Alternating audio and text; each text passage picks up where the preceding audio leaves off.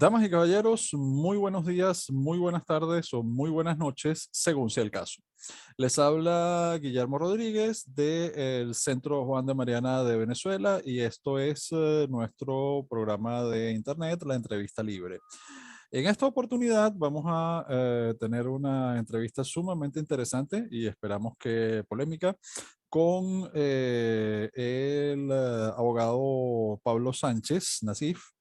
Pablo, buen amigo, es abogado por la Universidad Católica Andrés Bello de Caracas, máster en Administración de Empresas por la Universidad Complutense de Madrid, eh, autor del libro Justicia a la Venta, que está en su segunda edición este año y del cual va a ser uno de los temas principales de la entrevista.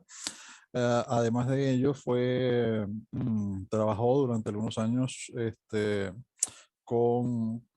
Venezuela, hace varios años, con Estudiantes por la Libertad, en la formación de la Organización Estudiantes por la Libertad en Venezuela, cuando era todavía estudiante. Es profesor de la Universidad de Lima, ha desarrollado una distinguida carrera como abogado. Es fundador de Recompénsame, el primer fondo de litigios en América Latina. Y podría mencionar otra larga serie de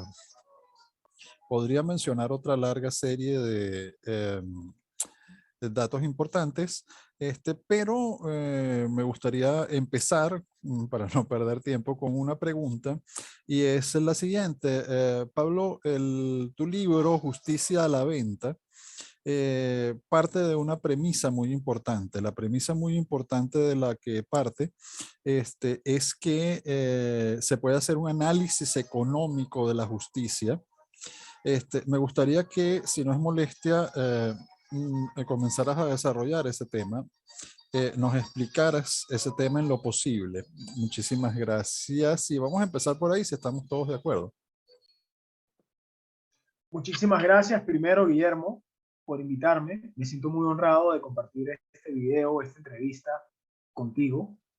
Yo creo que es un tema sin duda alguna muy interesante de la corrupción, y lo que se trata en el libro es de abordar un poco un nuevo análisis desde un punto de vista un poco más cuantitativo y no solamente desde un punto de vista de la opinión, porque la corrupción siempre la abordamos todas las personas desde la opinión.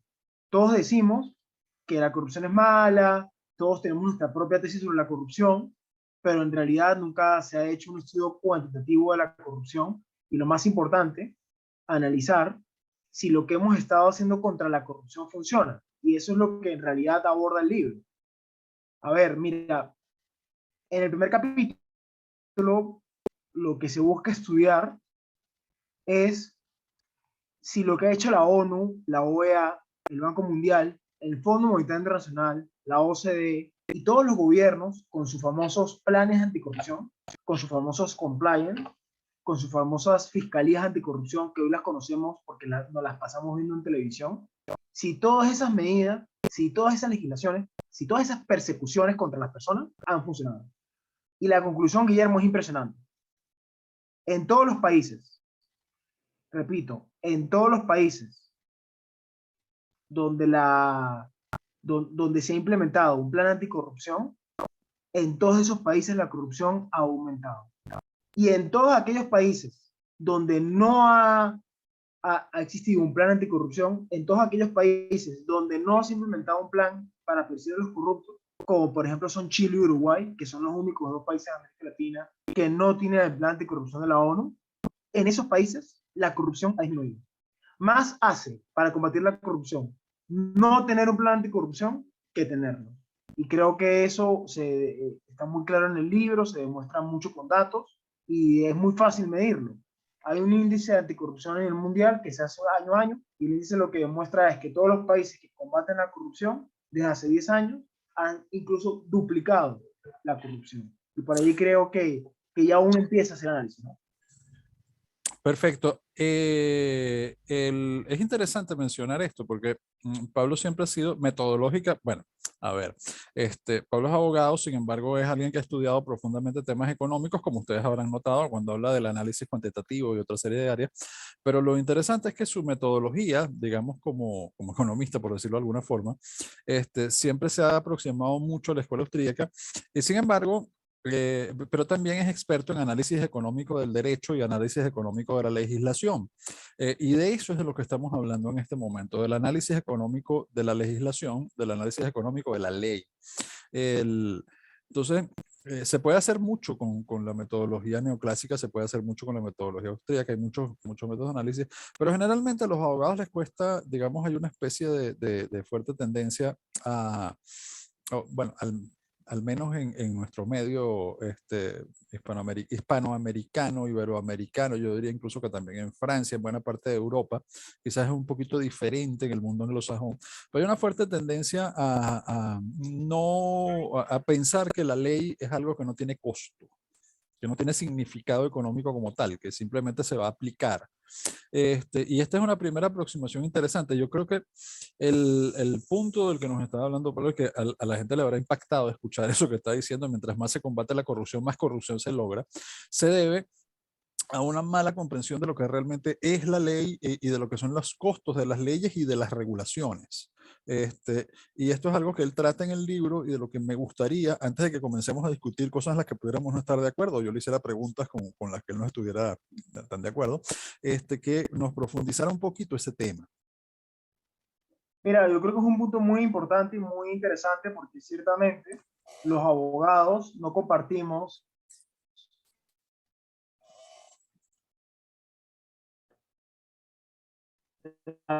lamentablemente la misma formación de los economistas. La corrupción es muy sencilla. Tenemos personas que buscan servicios, que tienen necesidades. La corrupción, desde un punto de vista económico, es un servicio. Es pagarle a alguien para ir a aplicar la ley. Entonces, hay servicios de abogados, servicios de contadores y también hay servicios de corrupción. Entonces, ya de entrada, ya nos damos cuenta que es un servicio. Y por como es un servicio, que es un bien económico. Y cuando llegamos a esa conclusión, que sí, muy como tú bien indicas, los abogados lamentablemente no lo vemos así, cuando nos damos cuenta que la corrupción es también un bien económico, significa que también le podemos aplicar la ley de la oferta y la demanda. ¿Y qué dice la ley de la oferta y la demanda? Que el precio importa y que el precio se va a fijar donde se encuentren la oferta de la corrupción con la demanda de la corrupción. Y aquí es donde entra la ley. Todos vivimos en un sistema normativo. Y en la medida que existan más leyes, más oportunidad va a haber para cometer corrupción. Es mucho más fácil que haya corrupción en un país donde existen 100.000 leyes. Entonces es mucho más fácil que yo, por ejemplo, Pablo Sánchez, incumpla una de las 100.000 leyes que en un país donde haya nada más 10 leyes, que en un país donde existan nada más los 10 mandamientos. Evidentemente, en un país donde existan nada más los 10 mandamientos, será mucho más difícil que yo me salga de la norma general, de esos 10 mandamientos, que un país donde existen 100.000 leyes. Entonces, las leyes funcionan como un aumento de la oferta de corrupción. La disponibilidad de las leyes es un aumento artificial de la oferta de la corrupción. Y el problema de la oferta, y aquí entra el análisis austriaco, es la ley de 6. Cada oferta crea su propia demanda. Si yo tengo una oferta infinita de leyes y tengo entonces al mismo tiempo una oferta infinita de corrupción, también voy a tener eventualmente una demanda infinita de corrupción. ¿Queremos poca corrupción? Necesitamos pocas leyes. Ok, me gustaría tratar de aterrizar esto, porque insisto, el tema es extremadamente polémico, la gente te va a escuchar y va a pensar que esto es una especie de diálogo entre astronautas o entre marcianos, porque estás haciendo un análisis que es correcto económicamente y también desde el punto de vista de teorías del derecho. Después entramos al tema de teoría del derecho. Pero que a la gente le suena sumamente extraño. Jamás han escuchado algo como eso. Siempre han escuchado que la corrupción es una especie de problema moral. También puede tener una dimensión moral, pero fundamentalmente tú lo que nos estás diciendo es que Cuando existe una regulación, la persona tiene dos alternativas. ¿Okay? Esta regulación establecida por la ley, establecida por la norma, establecida por un reglamento. La persona tiene dos alternativas. O cumple y las alternativas no son cumplir con lo que dice la ley o no hacer nada, que es lo que parecen pensar los abogados. Las alternativas son cumplir lo que dice la ley o buscar una forma de incumplir la ley que le resulte económicamente eficiente. Vamos a plantearlo de esta forma. Si la ley establece que para hacer, perdón, un negocio perfectamente legal, legítimo, normal, común, corriente, nada de naturaleza criminal, se deben cumplir 60 trámites que cada uno de ellos tiene un costo, digamos, de entre 10 y $500, tenemos una cantidad muy, muy elevada de costo para que las personas puedan entrar en ese mercado. Es una cosa, un límite de entrada al mercado muy importante. Pero ¿qué pasaría si las personas comienzan a desarrollar esa misma línea de negocios sin cumplir con todos esos trámites? Se produce la economía informal. Y en esa economía informal, entonces, para poder seguir funcionando, en muchos casos, se tropieza con que está violando una ley, aunque lo que está haciendo es perfectamente legítimo. Digamos, pues siempre podemos poner el ejemplo clásico, eh, original, que era entre el taxi con permiso del Estado para hacer taxi, que podía ser costosísimo. Una licencia de taxi de la ciudad de Nueva York, por ejemplo, valía $50,000. O el taxi pirata, y en todo el mundo se veían esos conflictos. Ahora de pronto aparece una línea de negocio competitiva por grandes corporaciones a través del principio de viajes compartidos con Uber, con Cabify, etcétera. Y entonces uno comienza a ver que las alternativas existían. Sin embargo, antes de que apareciera esto y toda la guerra que ha generado entre grupos de intereses, regulaciones, se aplica, no se aplica la regulación, se le aplica a esta empresa, no se le aplica a esta empresa, eh, había algo mucho más sencillo, que era que el taxista pirata eh, tenía dos alternativas, pues, pagar las multas que le imponían por hecho de ser un taxista pirata, o etcétera, o pagarle a los funcionarios que le imponían la multa. Entonces la pregunta que viene aquí era, ¿por qué le salía más barato pagarle al funcionario que le pagaba la multa? ¿Por qué era más rentable para el funcionario corromperse? ¿Okay? Que aplicar la ley que supuestamente tenía que aplicar. ¿Por qué el número elevado de leyes tiende a dar cada vez más oportunidades para el escenario de corrupción por ambas partes? Y quise empezar con ese tipo de ejemplo, con la persona que está haciendo un negocio perfectamente legítimo, que nadie piensa que es una actividad criminal ni terrible, este, para descartar que de lo que está hablando Pablo no es de ese otro elemento aunque pudiera cruzarse con esto, que es el análisis económico de la actividad criminal, que el análisis económico del crimen, que también es importante. La corrupción ciertamente es un delito, pero eso es desde el punto de vista del funcionario que se corrompe. Ahora, desde el punto de vista de la persona que paga, o que paga el mal llamado soborno, que muchas veces es más bien una extorsión que un soborno, ¿okay? Es otra cosa. Entonces me gustaría que nos explicaras este, ¿por qué hay una tendencia tan grande en países con cada vez más regulaciones a que crezca la corrupción, a que para los funcionarios sea rentable la corrupción a todos los niveles? Yo puse desde el nivel más bajo, desde que el que pide una extorsión para un pequeño soborno, hasta los grandes negociados de corrupción con regulaciones sumamente complejas de grandes negocios, mercados protegidos gigantescos, contratos públicos, etcétera. ¿Por qué la multiplicación de leyes y la complejidad de esas leyes y regulaciones sobre regulaciones son las que crean este escenario cuando supuestamente se crearon para eliminar ese escenario y para que eso no ocurriera? Mira, lo que yo voy a decir ahorita es, creo, un poco polémico y que genera siempre debate entre abogados y economistas. Todo Cuando lo que has gente, dicho hasta ahora es sumamente polémico, así que no, no hay ningún cambio. no, por ejemplo, nuestro amigo en común, Eugenio y yo, hemos tenido acaloradas discusiones, por supuesto, siempre mediadas por vino, para que el Dios Baco nos ayude con la respuesta. A ver, luego de haber realizado un estudio de la corrupción, porque no fui yo nada más, lo hicimos con 10 personas que estuvimos revisando la corrupción en todos los países del mundo, nos dimos cuenta de algo particularmente interesante que tiene mucha relación con lo que estás diciendo. La corrupción no es un problema cultural. Todos creemos que la corrupción es un problema cultural. Todos creemos que hay países culturalmente corruptos y países culturalmente no corruptos. Que en Estados Unidos la gente es honesta, que en Luxemburgo la gente es honesta, que en Europa la gente es honesta, pero que en África y Latinoamérica todos son unos delincuentazos. Bueno, lo que arrojó el estudio es que no hay nada más lejos que la realidad. Que la corrupción es un problema no cultural, sino un problema económico. Y para demostrarlo, dos ejemplos. El primer ejemplo, hay países que han dejado de ser muy corruptos y ahora son poco corruptos. El caso de Singapur. Singapur, en 1960, era considerado el país más corrupto del mundo. Ni África, ni Congo, ni Venezuela, ni Cuba, ninguno se comparaba en 1960, que no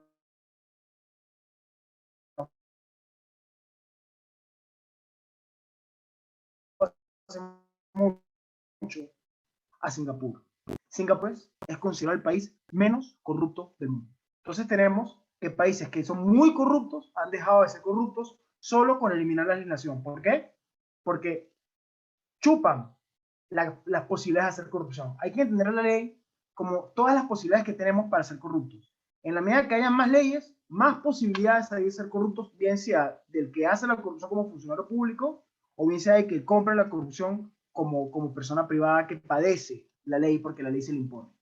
Segundo ejemplo, Venezuela. Venezuela. Venezuela en 1970 era considerado el país menos corrupto de la región. Es más, no solamente menos corrupto de la región, estaba dentro del top 25 de países menos corruptos del mundo. Venezuela. Me van a decir que los venezolanos de hoy son 180 grados distintos a nuestros padres y a nuestros abuelos. Eso no tiene sentido. No tiene sentido tampoco decir que los venezolanos ahora somos corruptos, pero no lo éramos porque la cultura sigue siendo la misma. Porque no hemos cambiado como país los venezolanos. Hemos tenido muy malos gobiernos, pero no hemos cambiado como ciencia los venezolanos. ¿Qué explica el cambio de la corrupción? ¿Qué explica el viraje del venezolano de la corrupción venezolana del 70 a la corrupción venezolana galopante y rampante del 2020, que es considerado uno de los 3 países más corruptos del mundo? Otra vez, la pobreza y la cantidad de leyes. En 1970, Venezuela era uno de los países con menor cantidad de leyes de América Latina. Hoy, en el 2021, Venezuela no solamente es el país con más leyes de América Latina, sino además, y esto es muy importante, es el país más pobre. Y la pobreza acá es esencial, Guillermo, esencial. Porque, a ver, si yo soy un policía y yo gano $10 al año y yo tengo un montón de leyes que aplicar y me encuentro contigo y yo me encuentro que tú no tienes licencia de conducir y tú me ofreces, a cambio de hacerme la vista gorda, tú me ofreces a mí que me vas a pagar $1000. Entonces yo saco cuentas. Yo gano $10 al año. Lo que me estás ofreciendo tú son 100 años de trabajo. Entonces, por supuesto, yo voy a estar mucho más proclive a la corrupción de $1000 porque representa 100 años de mi trabajo. Ahora pasemos un minuto a un policía en Australia. El mismo caso en Australia, el mismo caso. ¿Va? Tú estás manejando y no tienes licencia. Y te agarra el policía en Australia. Pero el policía en Australia no gana $10 al año. Gana $10,000 al mes. Gana $100,000 al año. Y tú le ofreces los mismos $1000. ¿Qué va a ocurrir con el policía australiano? Va a decir, no, pues, yo no voy a ser corrupto por $1000 cuando yo gano $100,000. Entonces, el precio de la corrupción se ve influido, lamentablemente, por la riqueza de un país. Y es una conclusión muy triste, Guillermo, muy chocante, muy difícil de tragar, porque quiere decir que los países pobres son los que más van a estar enfrentados a la corrupción, porque es mucho más fácil ser corrupto en un país pobre que en un país rico. La corrupción, en ese sentido, es como un círculo vicioso con la pobreza. La corrupción crea pobreza, la pobreza crea corrupción, se vuelve a crear más pobreza, se vuelve a crear más corrupción, y se va alimentando a sí misma la corrupción con la pobreza. La solución, la única solución, es la misma además, eliminar legislación. Cuando eliminamos leyes, los países se vuelven más ricos y menos corruptos. Y esa es la conclusión que es, creo, la más importante del libro. Todos los programas anticorrupción no funcionan porque no hacen eso, hacen lo contrario. Los programas anticorrupción lo que hacen es crear leyes, es crear fiscalías que revisan a los fiscales, que revisan al mismo tiempo a otros fiscales. Es decir, el vigilante del vigilante del vigilante. Más leyes, más burócratas, más salarios en que gastar. Eso nunca ha funcionado. Me da mucha rabia, Guillermo, mucha rabia, me indigna sinceramente como ser humano que haya un día mundial de lucha contra la corrupción, donde la ONU, la OCDE, la OMS, el Fondo Monetario y el Banco Mundial se aplaudan entre ellos, se feliciten por decir que son unos genios por haber luchado contra la corrupción del mundo, pero cuando ven los números que están ahí, Transparencia Internacional, que están ahí, nos damos cuenta que lo que han hecho con sus planes de legislación, es aumentar la corrupción. Es indignante, Guillermo, indignante.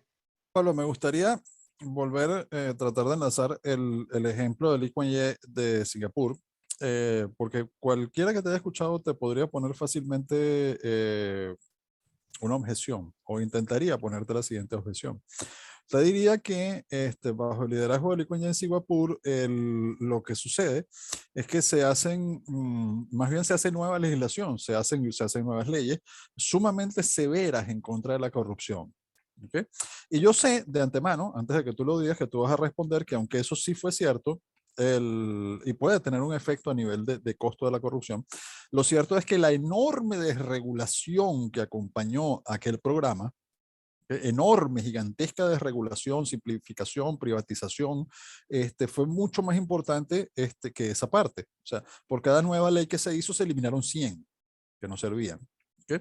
Ahora, me interesa, quise yo mismo aclarar esto, tengo la molestia de que tú lo aclararas, porque el caso de Singapur suele ser muy criticado y muy interesante precisamente porque se han tomado medidas sumamente draconianas. Las leyes contra la corrupción de Singapur son sumamente severas. El presidente que creó ese cambio en Singapur, que convirtió a lo que llamaban la cloaca de Asia en el país más desarrollado de la región, sobre todo para su pequeño tamaño, solía decir que para acabar con la corrupción se necesita una economía que funcione y estar dispuesto a enviar a prisión a tus familiares. Entonces me gustaría, en tu opinión, como experto que ha medido este tema desde el punto de vista jurídico, desde el punto de vista económico, el elemento de voluntad política del cual tanto hablaba quien logró ese éxito en Singapur, es un elemento también importante.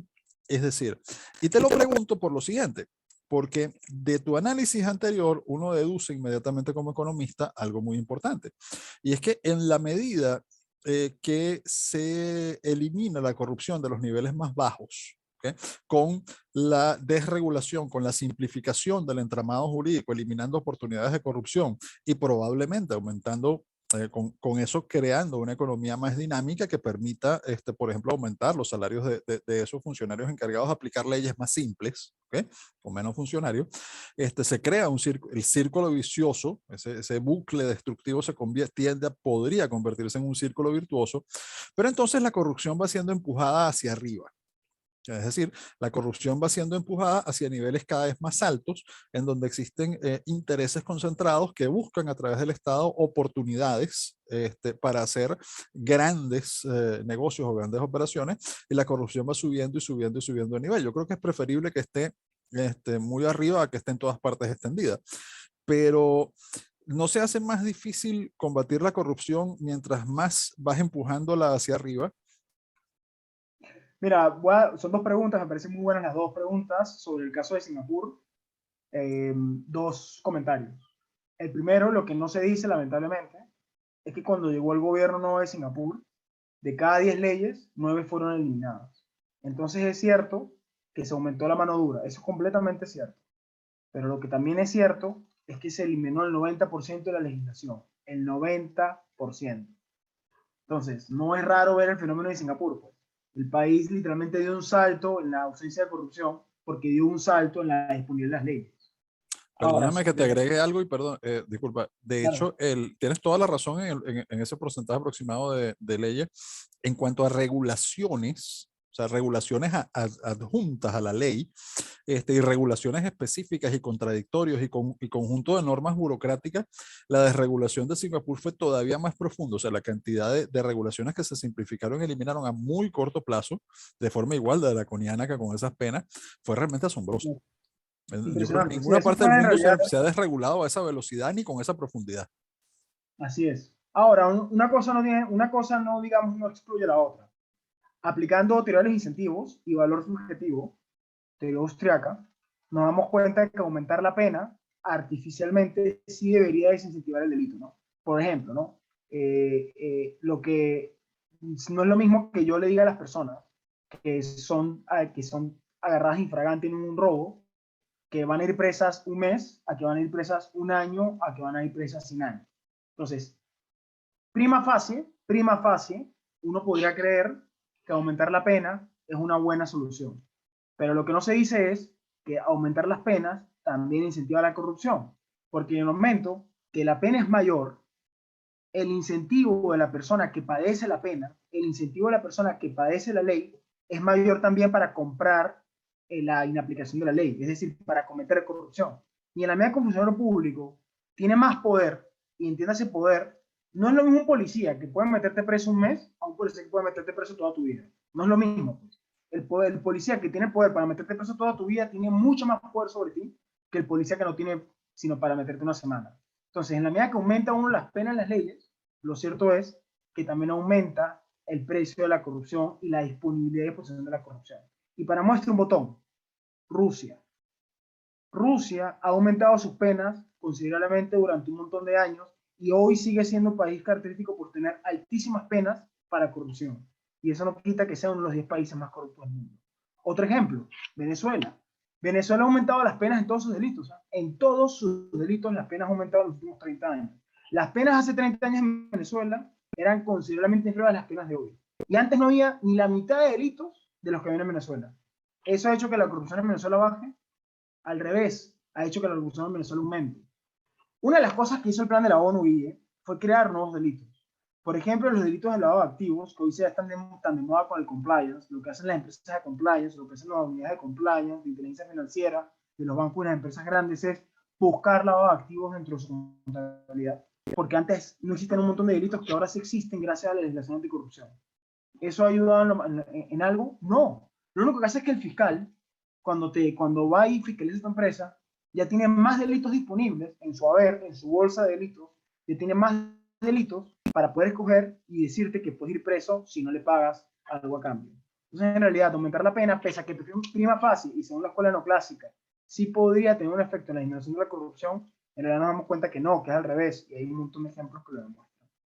Fíjate, yo quisiera replantearte eso en los siguientes términos. El problema del que estamos hablando aquí, me dijiste en términos muy neoclásicos, este, es que cuando hablamos, por ejemplo, de algo como aumentar la pena por un incentivo económico, tenemos que tomar en cuenta la premisa fundamental que tú planteas en el libro. O sea, la ley tiene un costo. La ley tiene un costo y hay que entender en qué sistema la ley tiene qué costo. ¿Okay? O sea, todo el sistema. Si tú aumentas la pena en un sistema en el cual los funcionarios públicos están mal pagados y aplican una enorme cantidad de leyes y tienen muy pocas posibilidades de ser castigados en caso de incurrir en corrupción, porque hacia arriba, pues sus jefes o quienes los van a perseguir a ellos también son corruptos, porque también están mal pagados o buscan negocios, etc. El aumentar la pena lo único que va a hacer es aumentar el tamaño del soborno o la extorsión, como dependiendo de quién lo proponga primero, ¿no? El que va a pagar o el que va a cobrar. El, eh, sin embargo, eso no nos está diciendo que el problema, como suelen decir quienes dicen que es cultural, aunque no sea cultural, es más complejo. Es decir, que tiene el problema es completo, es decir, que está el aspecto de el costo-beneficio. El problema es la relación de costo-beneficio y cómo se llega a ella. O sea, tú no puedes eliminar la relación de costo-beneficio aumentando la penalidad para decir, bueno, voy a hacer más costoso para el corrupto ser corrupto, cuando todo el sistema que le permite ser corrupto queda intacto, porque entonces el efecto no intencionado que estás produciendo no es hacer más costoso para el corrupto ser corrupto, sino hacer más grande para el corrupto el negocio de la corrupción. ¿Sí? Decía yo, no es un problema de que no estamos haciendo buen análisis económico y estamos haciendo mal análisis económico cuando se dicen cosas como esa. Cuando se dice, por ejemplo, no, aumentar la pena puede hacer más costosa la corrupción para el funcionario. Bueno, sí, pero aumentar la pena ¿en qué condiciones? O sea, ¿en qué condiciones del sistema? Porque en ciertas condiciones del sistema, tú mencionabas, Singapur fue un ejemplo, aumentar la pena puede funcionar, pero en otras condiciones el sistema, o sea, en otro mercado, para decirlo de otra forma, lo que hace es aumentar el tamaño del negocio. Yo siempre me gusta poner como ejemplo, tú mencionabas Rusia, la Unión Soviética, la Rusia de antes de Putin, la Rusia de antes de Yeltsin. Solía creer, los comunistas dicen que no, pero era uno de los países más corruptos del mundo. O sea, recientemente veía yo una serie maravillosa sobre la crisis que probablemente ha sido el primer paso el primer paso histórico hacia la caída de la Unión Soviética, que fue Chernobyl, aquella serie de televisión que se hizo tan famosa y tuvo tan buena factura. Y una de las cosas que tú notabas en Chernobyl es que reflejaba muy bien la vida diaria de la Unión Soviética. Es decir, para todo se pagaban sobornos. Era una cosa asombrosa, pues, sobornos pequeños para absolutamente cualquier cosa. Y es un sistema totalitario. Supuestamente había altísimas penas para la corrupción. Entonces, a lo que yo quiero llegar es ese entramado para que un sistema totalitario con altísimas penas para la corrupción se generen unas gigantescas redes de corrupción. Tiene que ver precisamente con el enorme poder del Estado, es decir, no esa vía, el no reconocer que la solución viene por el lado del mercado y de tener leyes más simples y más aplicables, el pretender sistemáticamente que se va a lograr con más Estado en vez de con menos Estado, con más ley en vez de con menos y más sencillas y mejor aplicables leyes. Y eso es otra cosa que quiero hablar contigo, la calidad de las leyes, porque ese es otro aspecto. Mientras más complejas, más enrevesadas, más extrañas, más difícil de aplicar son las leyes, más corrupción generan. Es una de las conclusiones que más me pareció interesante de tu libro. Yo podría mencionar algo que me dijo una vez, eh, perdón, disculpe, algo que me dijo una vez Johan Norberg, y es que hay códigos tributarios y hay códigos de procedimientos burocráticos que serían equivalentes a 200 enciclopedias, o a 600 enciclopedias, o a 1000 enciclopedias puestas uno al lado de la otra. Entonces, ¿quién puede manejar realmente eso? Los funcionarios, por muy altos que sean sus salarios en ciertos países desarrollados, pero los funcionarios que van a aplicar esas leyes sobre negocios de miles de millones de dólares, o los equipos de abogados expertos y de economistas y de estudiosos expertos que van a tratar de buscar la forma de, en medio de ese gigantesco entramado, encontrar mejores rutas en las cuales finalmente puede entrar la corrupción. Y uno encuentra, por ejemplo, en países desarrollados donde las estadísticas nos dicen que hay muy poca corrupción, muy ocasionalmente estalla un gigantesco caso de corrupción y todos tienen que ver casi siempre con lo mismo. Todos tienen que ver con el costo-beneficio para ambas partes. Entonces, ¿cuántos grandes casos de corrupción no se nos están pasando y jamás nos llegamos a enterar simplemente porque lo que se hizo fue, eso te preguntaba yo antes, empujar hacia arriba el costo de la corrupción? Me respondiste la primera pregunta y estoy retomando la segunda, que fue la que dejaste pasar. Mira, yo creo que coincido contigo que es mejor tener pocos casos grandes de corrupción arriba que muchos casos de microcorrupción abajo. A ver, según Transparencia Internacional, en América Latina se hacen 90 millones de actos de microcorrupción al año en solo América Latina. 90 millones. Se calcula que el costo de esta microcorrupción es aproximadamente el 5% del Producto Interno Bruto del mundo entero.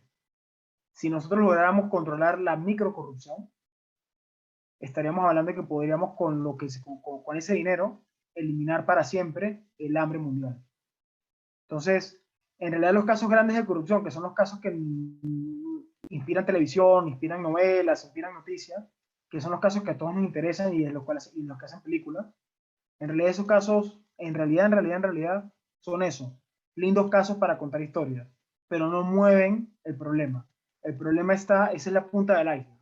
El problema realmente está en el 90 millones de casos de microcorrupción que hay en América Latina y que son estos casos chiquititos que uno padece todo el día y que todo el mundo ha tenido alguna vez que tener que negociar con un policía o con algún funcionario municipal para que no te cierren el negocio. Y aquí quisiera decir algo, Guillermo, que es muy importante.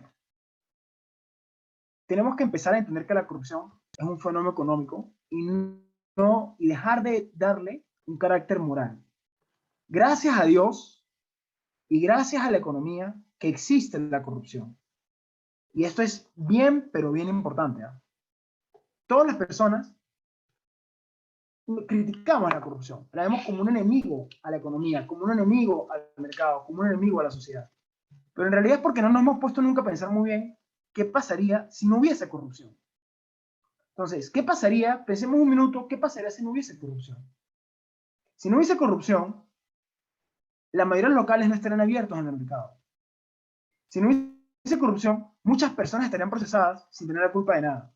Entonces hay que ver, es verdad, hay de 10 malos, de 10 personas que cometen corrupción, 1 o 2 son verdaderamente malos, pero las otras 8 son víctimas inocentes que están pagando justos por pecadores.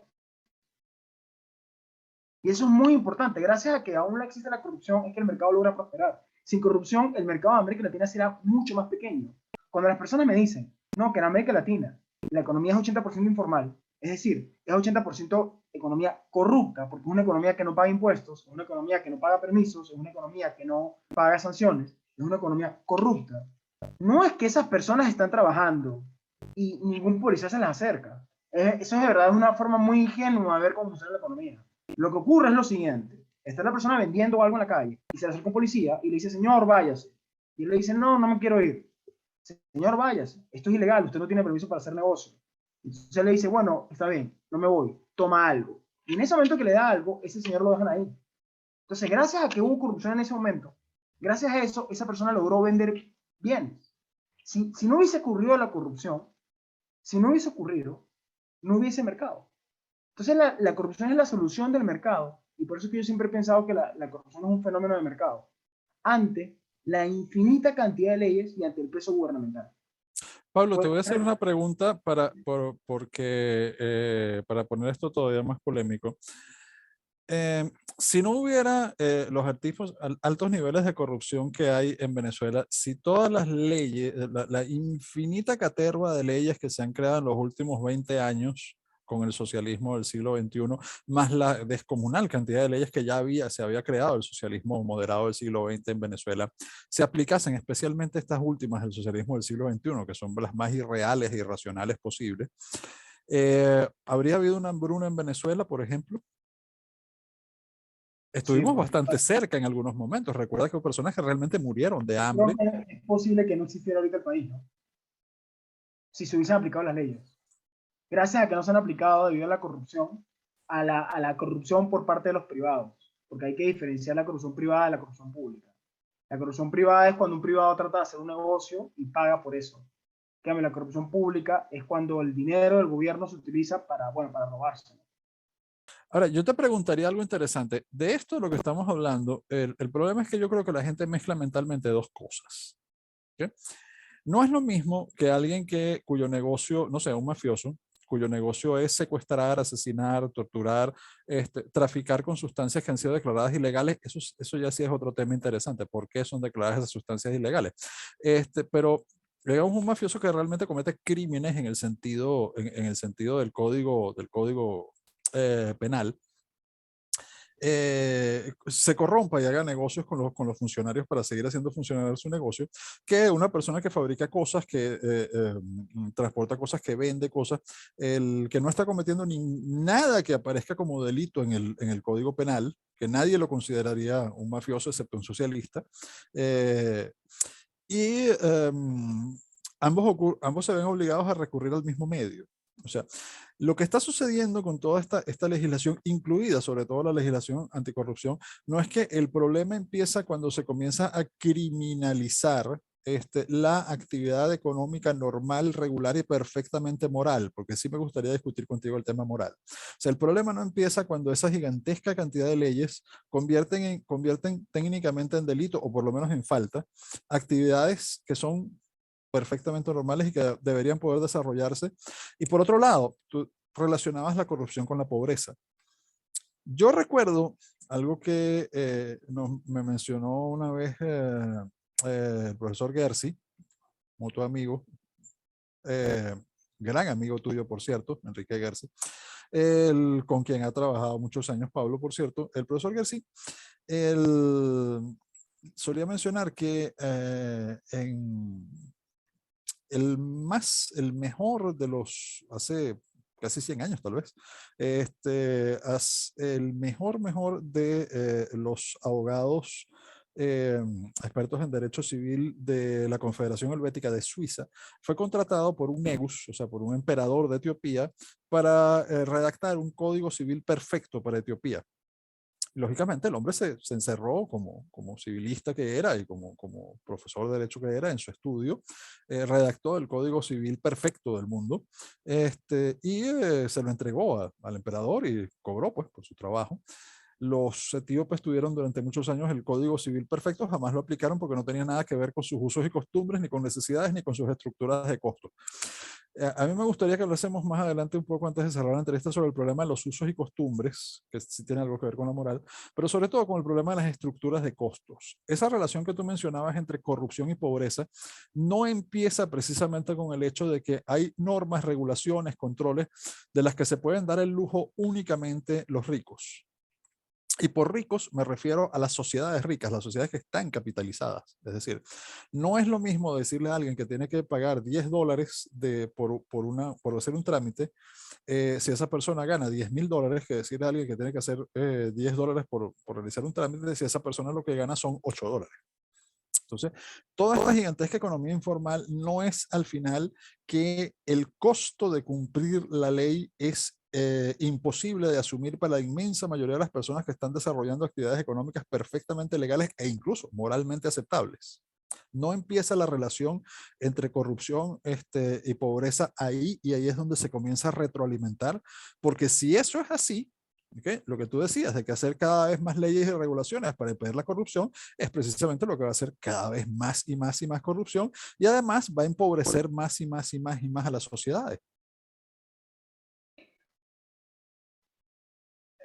Esa es la tesis del profesor Gersi, Enrique Gersi, que es mi maestro y con la cual coincido, por supuesto. La gente en América Latina es informal porque el costo de ser formal es muy alto. Pero además de eso, hay una derivada más que me gustaría resaltar, que es que así el costo de la ley no sea alto, igual la disponibilidad de las leyes hace que exista corrupción. Pongamos el caso que creamos leyes que no tienen ningún costo. O sea, ningún costo en tasas, quiero decir. Es decir, que son leyes que crean delitos administrativos, que son las típicas leyes que acusaba Hayek como legislación. Entonces yo empiezo a crear delitos administrativos, delitos por incumplir procedimientos. No llenaste esta hojita, no llenaste esta firma, la firma es de color rojo, no de color negro, no pusiste tu foto, tu huella no se ve bien. Empiezo a crear un montón de faltas administrativas y a estas faltas administrativas les pongo un precio. No estás aumentando el precio de montar un negocio per se, pero en la práctica le estás dando más oportunidades al funcionario de turno para que sea corrupto y para que te busque algún problema. ¿Me Entonces, permites discrepar de un punto muy importante? sí, claro, por supuesto. No, no, no es porque yo sé el que hace las preguntas, pero de verdad, aquí, bueno, eso de que no estás aumentando el costo per se, creo que de verdad que sí me parece sumamente discutible, porque el costo, por ejemplo, de montar un negocio, no son solamente las tasas, que existen como tasas con un número, o sea, hay que pagar tanto por la estampilla, por el ticket, por la cosa, sino que también hay un costo que es de enorme importancia, sobre todo para quien tiene menos capital. Mientras menos capital tenga la persona, más importante es este costo, que es el costo en horas hombre de cumplir con la regulación.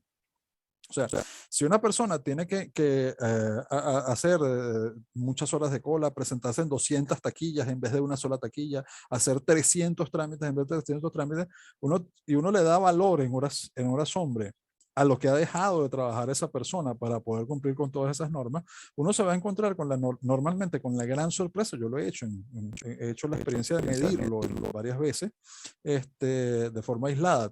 Yo sé que tú lo has medido mejor. Resulta que el costo en horas hombre, ¿okay? Es muchísimo más elevado, pero muchísimo más elevado que toda la suma de tasas y demás que se le están imponiendo a esas personas. Es decir, es increíblemente ineficiente. Bueno, eso es teórico, ¿no? Eso nadie lo ha demostrado, ¿no? Eso siempre me lo han dicho y en verdad yo siempre he buscado estudios porque yo creo que ese tipo de cosas se pueden cuantificar y en realidad nadie logra demostrar que la mayor legislación tenga mayor cantidad de horas hombre. Es más, puedo poner ejemplos que demuestren lo contrario. Por ejemplo, yo coloco una ley que tenga una línea donde diga que no se pueden montar empresas privadas y tengo por otro lado una legislación de 10.000 páginas que sí permite montar empresas privadas, pero hay que revisar un montón de detallitos en esa legislación infinita y en realidad tienes una ley que es mucho más fácil de entender, pero mucho más costosa que la otra ley de horas hombre. Entonces, en realidad, es cierta la tesis de que en principio la ley será costosa no solamente en términos económicos, entendidos como dinero, sino en términos económicos como recursos humanos, pero a la práctica yo aún no he visto el primer caso empírico. Y yo entiendo que uno tiene que en este tipo de cosas tener todas las premisas teóricas, tiene que afirmarlas en realidad. Yo he tratado de hacer ese estudio. Personalmente yo he tratado de hacer el estudio, de tratar de cuantificar la sola sombra de cada ley y no hay forma de cuantificar eso. De verdad no hay forma. Lo que sí hay forma es de cuantificar la extensión de la ley. Pero repito, pueden haber leyes mucho más draconianas, mucho más cortas. O sea, no porque una ley sea extensa significa que es una ley perversa. Es fácil pensar y es probable que sea así. Es probable que las leyes extensas sean generalmente perversas, pero pueden haber leyes sumamente perversas, sumamente cortas. Yo voy a matar a todas las mujeres, tienen el deber de morir y todas las mujeres van a morir. Es una ley de 2 líneas y es espantosa, es sumamente perversa. Entonces, es discutible, ¿no? No hay en este tipo de cosas, me parece a mí, no sé qué piensas, blanco y negro. Lo que quiero decir es, y lo que sí está muy claro es, que en la medida que haya más legislación y más normas y más poder en el funcionario público, más corrupción va a haber y eso sí es indiscutible. Y es Mises, ¿ah? Mises decía, más poder tiene sobre ti el burócrata más insignificante que el empresario más poderoso de tu país. Y yo creo que esa idea de Mises es impecable y resume en gran medida el problema de la corrupción. Cuando nosotros agarramos, y por eso es que yo le tengo tanto terror a las leyes draconianas, las leyes que aumentan las penas y los castigos, porque en cierta forma lo que le está dando es más poder a los funcionarios para ser más corruptos. Eso creo que es pero muy importante de tomar en cuenta. Una Ahora, pregunta, Pablo, porque nos van a decir que te estás contradiciendo, seguro, en este momento. Pero ¿por qué le funcionó a Singapur tener leyes draconianas y corruptas? Yo sé qué es lo que vas a responder, pero creo que en este momento es muy importante que nos lo digas. porque eliminó el 90% de la legislación. Eso fue lo más importante de Singapur. A mi parecer, el secreto de Singapur fue ese nada más. Lo de las leyes draconianas hubiese sido quizá mejor sin las leyes draconianas. Así que ese es el tipo de problemas con los experimentos históricos. No podemos saber qué hubiese pasado si no hubiese tenido leyes draconianas. Es posible que Singapur hubiese avanzado todavía más rápido de lo que avanzó. No hay forma de saberlo. Pero lo que sí está claro es que qué casualidad. Teníamos el país más corrupto de Asia y cuando eliminaron todas las leyes, dejó de ser el país más corrupto de Asia, ahora es el país menos corrupto del mundo. Y que en cambio, todos los demás países de Asia que también tienen leyes draconianas no han dejado de ser países corruptos. El único que ha logrado salir de ese hoyo ha sido Singapur y Corea del Sur. Casualidad, los únicos 2 países que han eliminado legislación y eliminado funcionarios públicos, que también es otro punto importante. No es lo mismo tener una ley y 10 funcionarios públicos que apliquen esa ley a tener 100 leyes y un solo funcionario público que la aplique. Una vez leí en Jopa, me pareció brillante ese argumento de Jopa, decía, miren, antes el poder ejecutivo, el poder legislativo y el poder judicial estaban en manos del rey. Y el rey, cuando no tenía tiempo, bueno, delegaba, ¿no? Delegaba en el duque, delegaba en el amiguito, delegaba en el juez. Entonces eran no uno, sino eran 5 o 10 personas. Luego con la profesionalización de la política y luego con la tecnificación del gobierno, ya esa tarea no la hace ni un rey ni 10 personas, la hacen miles de personas. ¿Y qué ocurre cuando más personas hacen lo mismo? División de trabajo, el trabajo más eficiente. Es impresionante, no nos hemos dado cuenta de eso. ¿Eh? Nadie ha hecho un estudio de la división del trabajo en el gobierno. Hemos dividido el trabajo del gobierno. Y como hemos dividido el trabajo en el gobierno, lo que hemos hecho es que es un gobierno ahora muchísimo más letal y muchísimo más agresivo de lo que los gobiernos eran hace 200 años. Antes, el que te daba, el que te creaba el impuesto tenía que cobrártelo. Ahora tenemos a alguien que te crea el impuesto, alguien que te cobra el impuesto y alguien que te mete preso si no pagas el impuesto. Entonces, la cantidad de funcionarios importa y es muy relevante. Y es algo que se tiende a ignorar. El tamaño del aparato estatal per cápita. Lo que me gusta a mí llamar el per cápita, el burócrata per cápita. ¿Cuántos burócratas tiene un país por ciudadano caminando? ¿No? Hay países con unos gobiernos, unas burocracias per cápita realmente impresionantes hasta el nivel de que llega a ser un burócrata por cada 3 4 personas. Imagínate eso, es una persona vigilando a cada 3 personas, es horrible. Es el gran hermano en la vida real. De hecho, te quería comentar algo sobre eso, y es el costo que eso tiene con la elevación de los impuestos en el mundo. El, todos recordamos que la Revolución Americana, la que lleva a la independencia, a la creación, independencia y creación de los Estados Unidos de América, liberación de las 13 colonias, a casi todo el mundo se le olvida que fue algo absolutamente sorprendente y que casi nadie podía creer. En Europa nadie podía creer que un grupo de milicias, de colonos milicianos habían logrado derrotar al ejército británico y muchísimo menos a la Armada Británica, aunque tuvieran el apoyo de Francia. O sea, fue algo absolutamente extraordinario. El resultado fue el resultado que nadie esperaba. Creo que ni siquiera Washington lo esperaba. El asunto es que antes de eso, yo recuerdo que Juan de Mariana escribía mucho sobre lo que era un rey legítimo y lo que era un tirano, y se refería a la legislación y se refería a los impuestos y se refería a la inflación como un impuesto. ¿Okay? Y entonces Juan de Mariana establecía que quien establece impuestos sin la autorización de quienes lo van a pagar, o sea, sin autorización de los pueblos, y quien usa la inflación como un impuesto, y quien aumenta las mercedes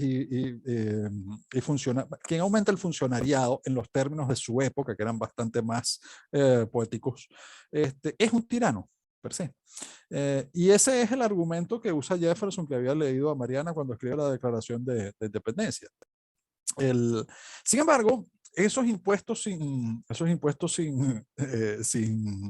representación, esa terrible tiranía de las regulaciones, que no eran solamente los impuestos como tales por el monto, sino, por ejemplo, recordemos aquel asunto famoso de la tasa del té, que lleva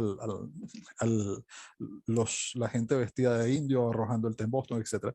Lo que me llama la atención de todo esto es que cuando uno compara lo que eran las tasas de impuestos de ese tiempo, eran infinitamente más bajas que las actuales y no hay ninguna revolución en marcha en contra de la legislación. Por otro lado, los funcionarios que desde que aparece el Estado moderno con la Paz de Westfalia,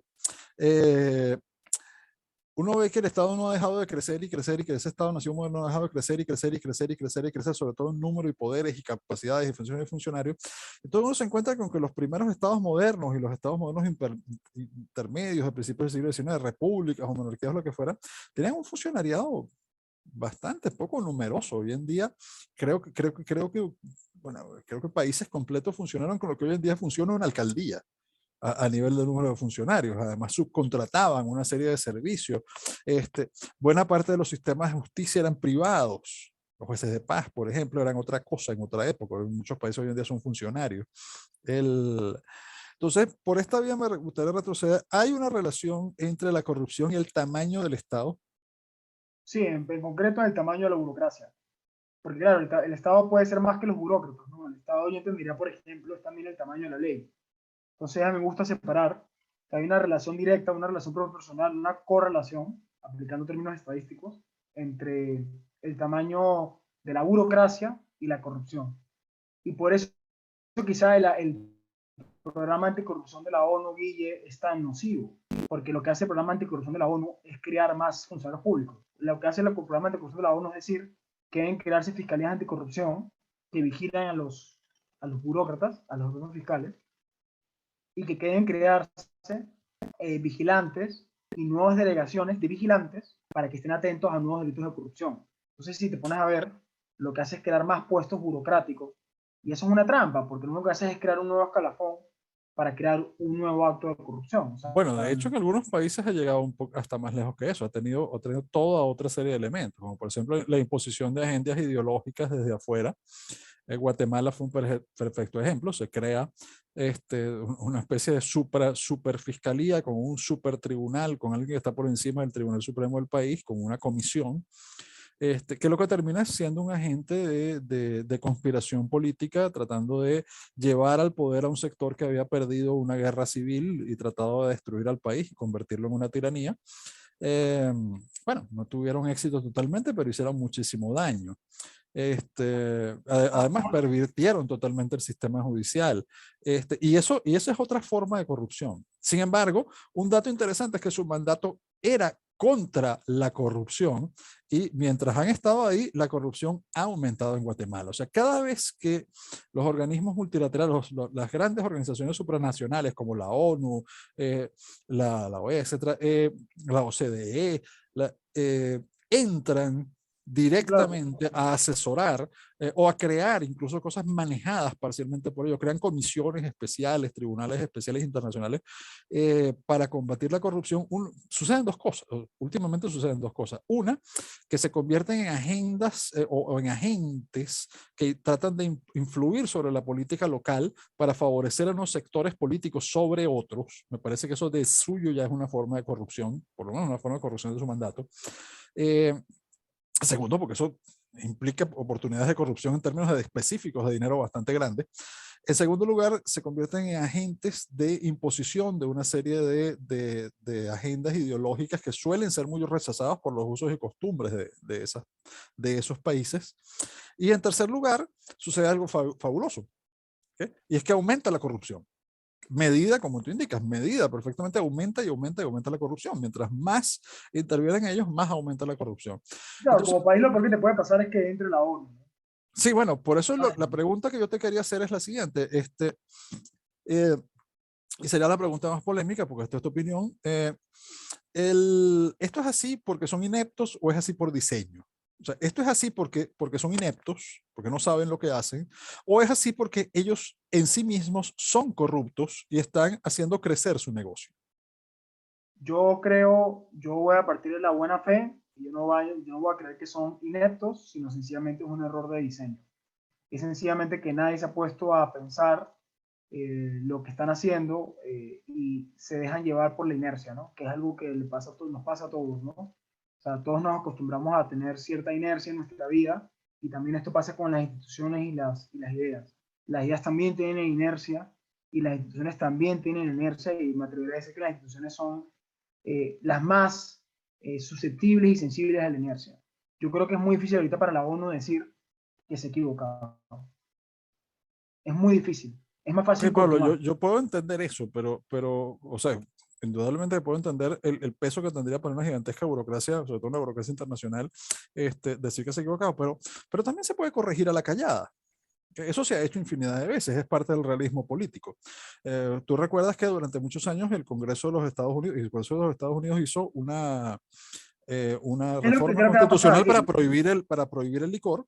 El efecto fue un gigantesco aumento Es de la lo, corrupción y del delito, y bueno, dijeron, bueno, está bien, nos equivocamos. No hicieron unos grandes estudios, no reconocieron que había cometido un error, simplemente derogaron la ley. Después hicieron otras leyes por el estilo. Pero a lo que quiero llegar con esto es que se puede corregir a la callada, pero permíteme nada más preguntarte esto es rápido. lo que creo que va a pasar. ¿Ah?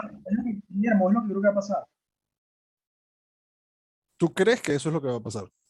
Sí, yo creo que eso es lo que va a pasar. Se van a retirar a la callada. Pero te hago la siguiente pregunta. El problema de retirarse a la callada, pues que son burócratas. Y aquí tú conoces otro elemento de análisis económico del derecho. Y tiene que ver con de dónde proviene esa idea del análisis económico del derecho, que es de la Escuela de Virginia, el profesor Buchanan, el profesor Tulloch, el profesor Olsen. Y hay un análisis económico de la burocracia, hay un análisis económico de la política, o sea, del poder político, de las relaciones políticas, donde se analiza la política desde el punto de vista de los incentivos económicos. Y cuando uno analiza los incentivos económicos de las burocracias, encuentra por qué crece tanto la corrupción y al mismo tiempo crece la burocracia y crece más la corrupción. Es muy difícil lograr que una burocracia se reduzca a sí misma y mucho menos que se autoquite funciones sin inventarse otras por el estilo que le permitan seguir creciendo y sobrevivir. O sea, tiene que haber un fuerte mandato político que impulsado desde afuera, que puede ser desde la propia sociedad en un momento de gran efervescencia social y digamos, de mucha acción política de la gente porque se siente muy afectada, o puede ser por otros motivos, pero indudablemente pretender que una burocracia, por mucho que reconozca que ha fallado y decida dejar de hacer algo, no va a inventar otras funciones y demás para mantener esos puestos y esos presupuestos, creo que me parece poco realista. Entonces, No, cuando mira, yo hablamos de... quisiera disentir de eso, pero a ver, quisiera ir con una idea. Curva de Laffer. La curva de Laffer en la práctica se ha aplicado y todos los países se dieron cuenta que superado cierto nivel de impuestos era mejor regresar a otro nivel de impuestos más bajo y calladitos los funcionarios públicos se dieron cuenta que cobrando menos recaudaban más. Creo que va a pasar lo mismo con los funcionarios y espero que le llamen la curva de Sánchez. Yo creo que van a darse cuenta que con la mitad de los funcionarios logran recaudar más dinero y logran todos los funcionarios públicos ganar más dinero. Entonces, por el propio incentivo de los funcionarios públicos, ellos solitos van a reducir la parte total. Es más, ya empezó a pasar, pasó en China, por ejemplo. En China ya pasó eso. Y China no es el futuro, es el presente. ¿Eh? Estamos en el paradigma chino. O sea, todo lo que tenemos es chino, las fábricas están en China y la economía mundial hoy se mueve, según el Tony Son, lamentablemente y para desgracia de Occidente, se mueve debido a lo que dice, lo que no dice China. Bueno, China pasó esto. En China hubo una suerte de curva del Laffer de los burócratas. Se dieron cuenta que tenían una cantidad de burócratas infinita y eso es lo interesante de la curva del Laffer, la U. Entonces se dieron cuenta que lograban el mismo efecto con la mitad de los burócratas. Entonces ellos solitos empezaron a eliminar burócratas. Creo que eso es lo que va a pasar en Occidente también. Así que tardamos en darnos cuenta, puede ser el problema de la inercia. Lo que podría darse uno cuenta en 10 años, tarda 30, 20, 30, 40 años. Son procesos históricos que son tan lentos que incluso cuesta observarlos. ¿No? A mí me cuesta bastante trabajo aceptar la idea de que algo que se ha hecho por décadas, no por 10 años, ni por 8 años, ni por 12 años, sino por décadas, algo que tiene por lo menos medio siglo haciéndose y fracasando por medio siglo y a veces mucho más de medio siglo, y que todos sabemos más o menos cómo ha venido fracasando, se siga aplicando de buena fe. ¿Okay? Puedo aceptar hasta cierto punto el argumento de la inercia, vamos a hacer algo porque tenemos que hacer algo, porque si no nos quitan el trabajo pues, y no sabemos cómo hacerlo mejor, pero realmente es difícil aceptar la idea de que no hay un elemento de un cierto grado de mala fe creciente en todos estos temas. Sobre todo porque uno encuentra que desregulan sobre un área o reducen el número de empleados públicos sobre un área y en muy poco tiempo los vemos volviendo a crecer el número de empleados públicos en otra área, aplicando las otras áreas. Tú ponías el ejemplo de China, ¿no? Claro, ahí uno podría decir, o yo te podría contraargumentar que el problema era que el nivel de tamaño del Estado chino, que era un Estado totalitario socialista revolucionario, marxista, había llegado a superar en términos relativos al soviético, lo cual significa que en términos de curva de eficiencia se había vuelto increíblemente ineficiente bajo Mao por una combinación de razones enormes. Y los socialistas medio conocen ciertos criterios de eficiencia, por ejemplo, eficiencia económica, por eso los socialistas tienen muy claro cuál es el número de funcionarios de inteligencia que deben utilizar para vigilar a su propio funcionariado, a su propio partido, a su propia sociedad. Ya que hay un número más o menos óptimo y que pasarse de ahí hace menos eficiente al sistema de espiar a los demás. La curva de Sánchez, ahí está. Está bien, excelente. Bueno, esa sería una aplicación muy cruel y malvada, pero sí, entiendo tu punto. Lo que te quería decir es que me gustaría ponerte como última pregunta o última objeción, no necesariamente otra pregunta, pero última objeción es la siguiente. En este momento, los esfuerzos de los multilaterales, si quieres llamémoslos supranacionales, cualquiera de las palabras es buena, de la OCDE, del FMI, del Banco Mundial, de la ONU, o sea, de todas estas organizaciones burocráticas gigantescas y crecientes, de buena parte de ellas hoy en día tienen un esfuerzo muy bien coordinado para lograr lo que ellos llaman la armonización fiscal y la armonización regulatoria. La armonización fiscal consiste en prohibirle a los países pobres, ¿okay?, que cobren impuestos más bajos. Literalmente, de eso se trata. ¿Okay? Y la armonización regulatoria consiste en que aplicarle a los países pobres y con poco capital las mismas regulaciones que se le aplican a los suizos. Bueno, por no decir que a los alemanes, porque Alemania tiene más regulaciones que Suiza, eso es un dato interesante, ¿okay?, y más complicadas que la Suiza. Entonces, y de hecho, impuestos más altos. De hecho, Suiza saldría perdiendo con esta armonización, por eso es tan rico.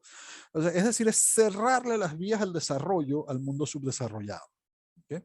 Entonces, a mí me cuesta trabajo creer de verdad que estas cosas no tienen un elemento de diseño. Reconozco que quizás soy mal pensado, como dicen, pero siempre metodológicamente parto del principio, como tú dices, de la buena fe, por método.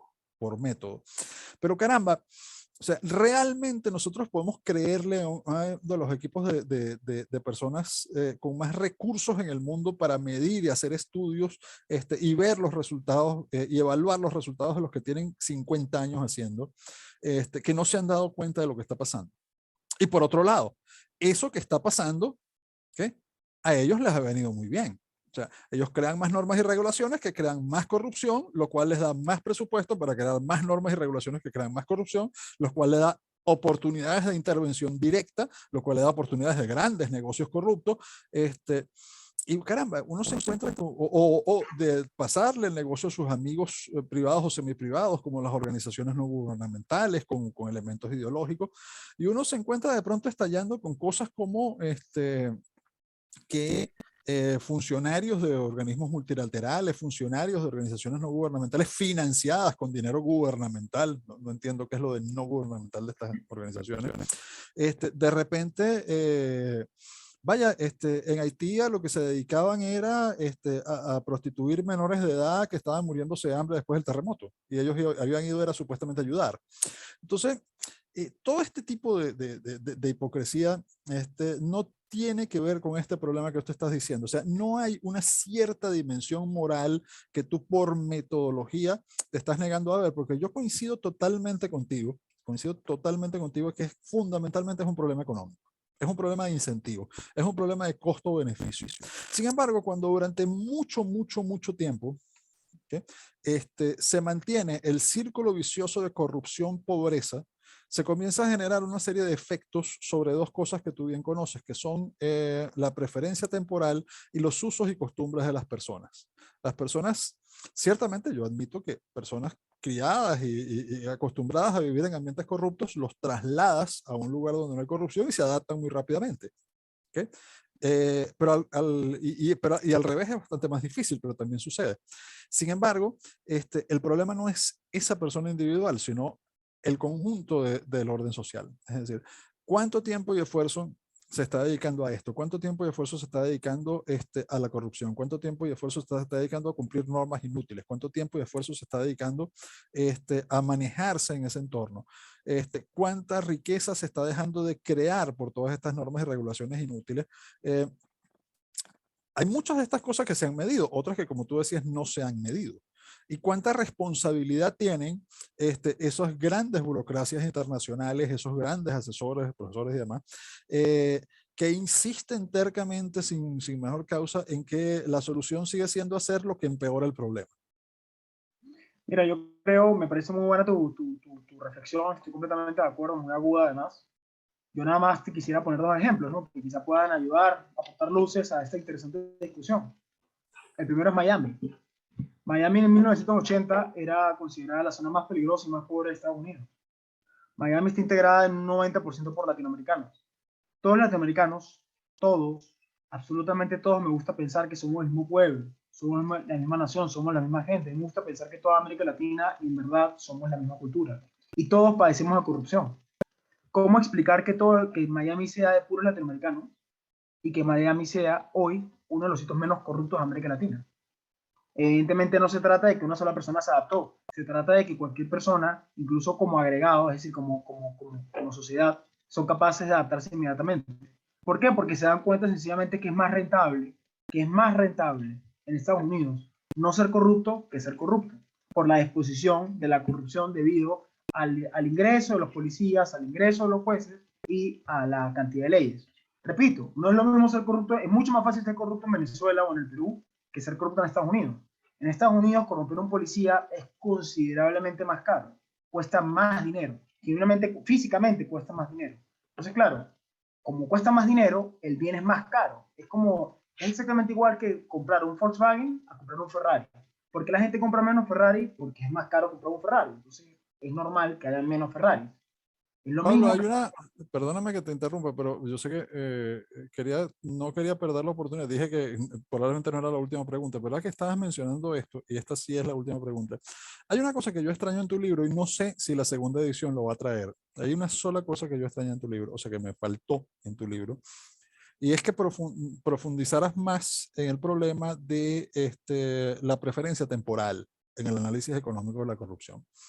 Porque me parece que hay con mucha frecuencia, cuando hablamos de la dimensión moral del problema, mucha gente que les choca el análisis que tú estás haciendo, lo que está perdiendo de vista es que en realidad está hablando de un problema de preferencia temporal.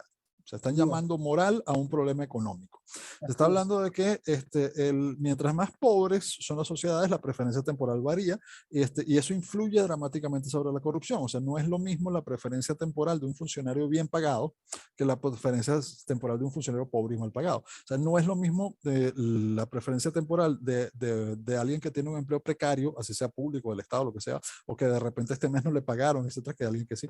Entonces, el problema de preferencia temporal es un elemento que yo extrañé un poco en tu trabajo, por lo menos en la primera edición, y no sabía si lo habías ampliado o si planeas ampliarlo más hacia adelante, porque yo quería adelantarles que algo que nos viene anunciando hace años Pablo Sánchez, es que en algún momento, además de esa primera edición, esta segunda edición del libro, ampliada, mejorada, nos va a presentar un libro de 900 páginas con todos los estudios y todo el análisis teórico a nivel académico que vamos a leer unas 10 personas nada más.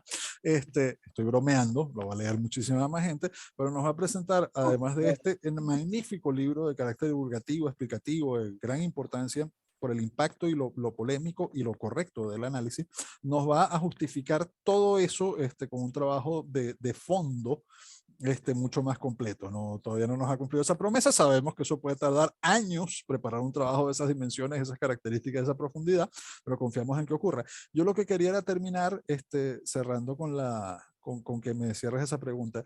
El problema de preferencia temporal no nos está haciendo muchas veces confundir un problema económico con eso que la gente se empeña a llamar un problema moral. Faltan dos cosas, Guillermo, en el libro. Falta efectivamente agregar la idea de la preferencia temporal. Es un error, una falta que está en la primera edición que hay que incluir en la segunda. Hay una intuición de la preferencia temporal en el capítulo 2, cuando hablo de la disposición de la corrupción según el salario, pero hace falta un capítulo nuevo, sin duda alguna, desarrollando toda la idea de la preferencia temporal y utilizando como base, por ejemplo, las ideas de Hoppe sobre la preferencia temporal en el gobierno y la monarquía. Y lo segundo que falta es tu prólogo. Espero que en la segunda edición el prólogo venga de tu parte, así que yo espero que esas dos cosas, esas dos faltas, se cubran en la segunda edición. Un tema que no quisiera dejar eso en el está aire. comprometido, eso de una vez te puedo decir que sí. Gracias, doctor, gracias. Un tema que no quisiera dejar en el aire es la diferencia entre crímenes y la corrupción.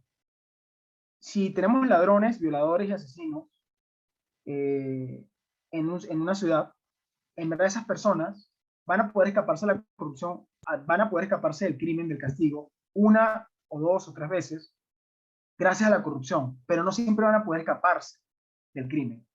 Entonces, en realidad, cuando uno comete un delito, la diferencia del delito es que no es un funcionario público quien te persigue, sino es la sociedad la que te persigue.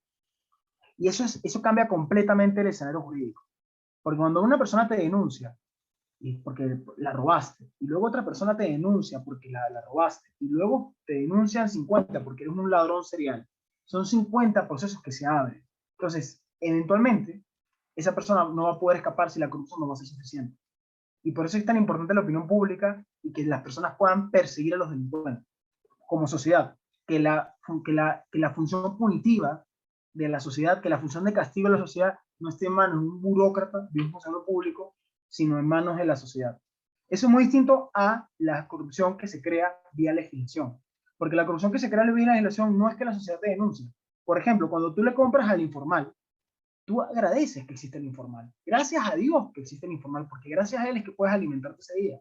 Tú no lo vas a denunciar, más bien tú lo quieres ayudar, porque está dándote un bien. Entonces, no, la sociedad no castiga a los corruptos en realidad. La sociedad incluso agradece, de una forma incluso sin decir nada, de una forma implícita, la existencia de la informalidad. Porque si la sociedad no quisiera la informalidad, no existiría la informalidad, se moriría de hambre, porque no le comprarían nada. Entonces, Pablo, me obligaste a hacerte una última pregunta a empezar a incumplir mi palabra, porque yo dije que la anterior era la última pregunta, pero me obligaste con esta respuesta.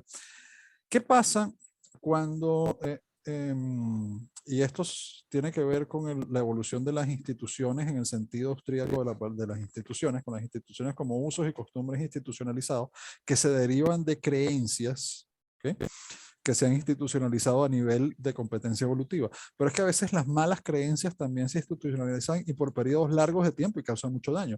Yo te pondría una pregunta. ¿Qué pasa cuando la mayoría de las personas piensa que cobrar un precio de mercado es un crimen, es prácticamente un delito. O sea, que no establecer el precio por una relación entre costos y bueno, toda esta tontería que suelen creer, es una actividad equivalente a casi que a un asesinato. ¿Qué pasa cuando le llaman ladrón a la persona que les vende los víveres? Porque subió los precios, porque subieron todas sus estructuras, y realmente creen que los está robando. O sea, realmente no es una metáfora, ni es un momento de angustia, sino que creen que los está robando. O sea, ¿qué pasa cuando, por vía de la envidia, por ejemplo, creen que de verdad los está robando? O sea, ¿qué implicaciones tiene todo esto para el análisis económico de este tipo de fenómenos? O sea, lo que te quiero decir con esto, ¿qué pasa cuando hay una sociedad que para ciertas actividades que serían perfectamente morales y legítimas, llega a creer que son actividades prácticamente criminales? O sea, ¿qué Y claro, impacto Shylock, tiene ¿no? eso? Shylock, el mercader de Venecia, pues. O sea, nadie se ha puesto a pensar qué pasó después. El mensaje que se envió es que no le prestes dinero nunca a nadie, ¿no? En la obra terminan matando al hombre que era el prestamista, que lo único que quería es que regresara su dinero. Claro, sí, de una forma un poco quizá incómoda, ¿no? Esto de la libra de carne era un poco demasiado agresivo, quizá no era muy poético, no era muy bonito, pero en verdad era un prestamista, lo que estaba pidiendo es que se cumpliera su contrato. El mensaje que se le mandó en el Dux, que es el que imparte la justicia, ¿cuál es el mensaje que envía a la sociedad? Que no hayan préstamos, que prestar dinero es un pecado, que es usura, que de hecho fue lo que pasó en la Edad Media, se consideraba usura el préstamo, y lo que entramos en una gran fase de pobreza porque sin crédito es más difícil, pues, el emprendimiento, ¿no? Por lo menos. Entonces, sí, por supuesto, yo estoy completamente de acuerdo, ese es el suicidio colectivo, ¿no? O sea, es muy peligroso cuando la propia sociedad empieza a canibalizarse.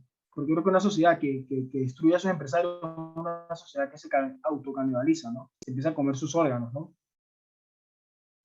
Damas y caballeros, despedirnos fue una entrevista realmente maravillosa. Recordando algo muy curioso, Pablo mencionaba una obra de Shakespeare. Yo quisiera mencionar la primera novela moderna, que es Don Quijote de la Mancha de Miguel de Cervantes.